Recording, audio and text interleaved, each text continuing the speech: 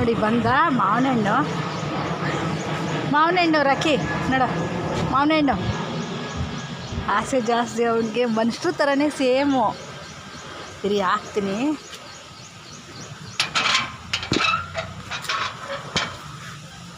ನಡಿ ಹಾಕ್ತೀನಿ. ನಡಿಯೋಕ್ಕೆ ಬಿಡೋಲ್ಲ ನೋಡಿ, ಹಾಗೇ ಎಗರ್ತಾ ಇರ್ತಾನೆ, ಒಂದೊಂದು ಹೆಜ್ಜೆಗೂ ಎಗರ್ತಾನೆ. ಅಲ್ಲ ಹಾಕ್ತೀನಿ ಬಾ ಅಮ್ಮ. ನೋಡಿ ಈ ಕಡೆ ಬಂದ. ಎಗರು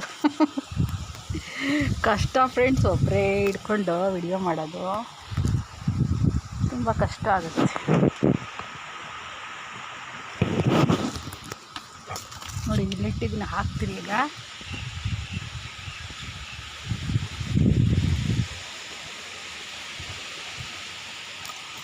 ನೋಡಿ ತಿಂದ್ಬಿಟ್ಟ.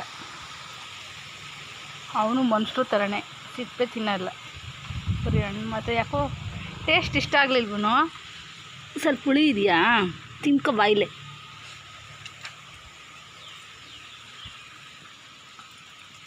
ಯಾಕೋ ತಿನ್ನು ಬಾಯಿಲಿ.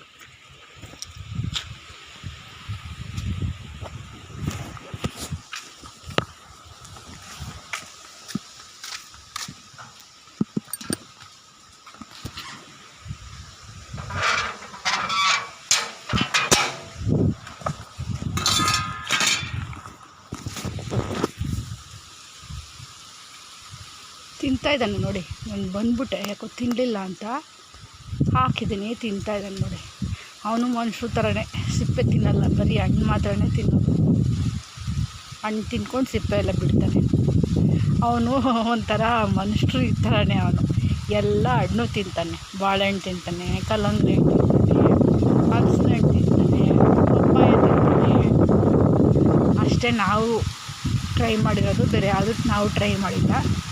ಅಷ್ಟು ಹಣ್ಣು ತಿಂತಾನೆ. ಬಾಳೆಹಣ್ಣು ಅಂತೂ ಎಲ್ಲದಕ್ಕಿಂತ ಪ್ರಾಣ ಅವನಿಗೆ, ಬಾಳೆಹಣ್ಣು ಅಂದರೆ ಅಷ್ಟು ಆಸೆ. ನೋಡಿ ತಿಂತಾ ಇದ್ದಾನೆ, ಕಾಣತ್ತಾ, ತಿಂತಾನೆ.